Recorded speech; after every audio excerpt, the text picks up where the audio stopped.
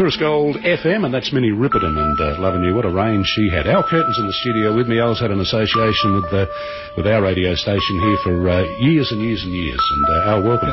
Yeah, thank you very much, Dave, since 1985. That's right, yeah. And Al, you're heading up a group of radio stations over in far north Queensland, based in Innisfail, Mareeba and other places. But the association goes back with the station a long way, and including the announcers, because you trained up a few people that left your stations and came to our stations. Well, I don't know whether I trained them or not, but yeah, Sandy Beach and Scotty McLaren.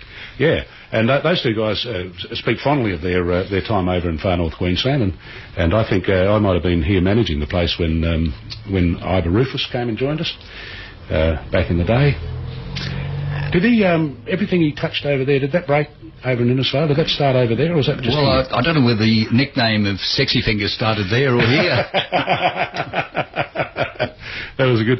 But you're tied up, of course, part of the board here at 8HO as well, and over for the festivities, of which is... I haven't had a chance to stick my head outside yet. Is it all happening out there? It certainly is, Dave, and what a lovely lovely scene.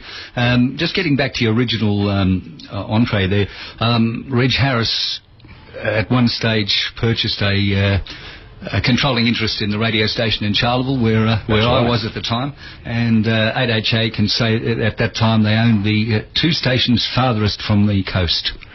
Yes, they did indeed. Fortville, Charleville, and 8HA. And then with that association, I think was when 8HA actually bought 4KZ in Innisfail in its entirety for a time. So we both, the thing we have in common is Reg was our boss for a long time, our chairman for a number of years. Yes, and I'm sure we could tell some stories about that, which we won't, Dave. I used to love the way he played us. Al Kirton reckons, and then he'd say to you, Dave Pryor reckons. We'd have a little fight, but nothing too bad. But Reg was one of those characters, a real NT character, and a joy to work for, really, because he... if you were on the right side of Reg and doing the right thing by Reg, then he was always looked after you. It was always very refreshing if you came up with some hairballed idea. He wouldn't stifle it straight away. He'd sort of give you a bit of leeway and give you a chance to... Yeah, he was always looking for the next big thing to make him money.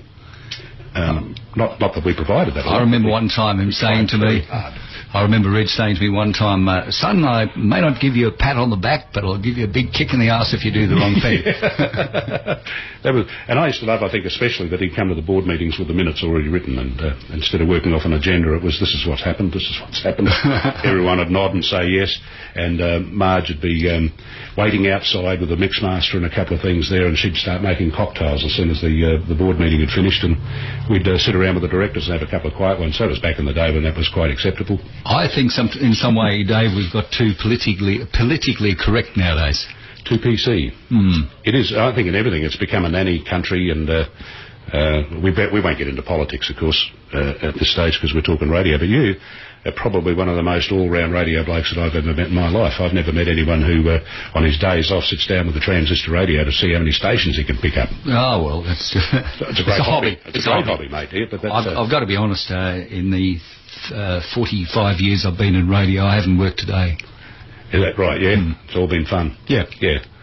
I got to say that I when I got out of the industry as such, managing places and that, it took me a couple of years to adapt to the fact that you didn't have that bit of fun to go to every day.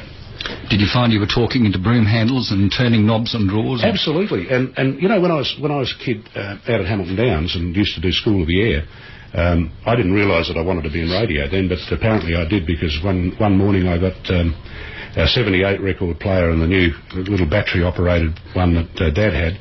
I had them both running, and I turned the old Traeger radio on when they were supposed to be doing the morning sessions or something, and I just had the switch down and I was spinning records, and they couldn't work out who it was until I played one old record that Mum had done, you know, way back when she'd won the Australian Amateur Hour and everything. Everyone recognised that that's Dawn Pryor, so it's young Dave Pryor that's doing this, so a lot of trouble over that, but that was, I guess, my first thing in radio.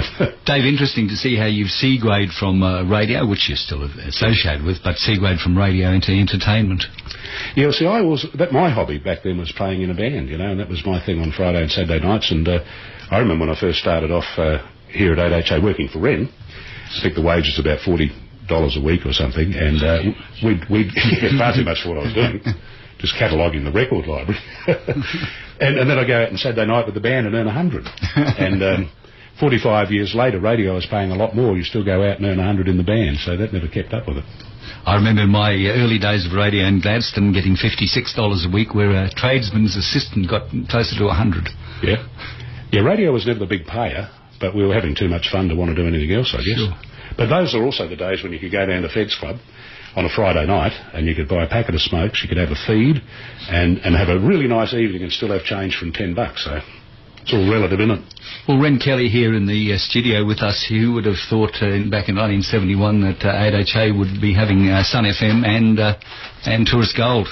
Yeah, well, who would have thought we were going to be able to have extra things? And as Ren said earlier on, now we can cover every demographic. People have got a choice as well, which is great. Lovely to see. Yeah. Thanks, Al. I know you've got a plane to catch. Thank you, Dave. So we'll let you go and do that and have a good trip home. All the best.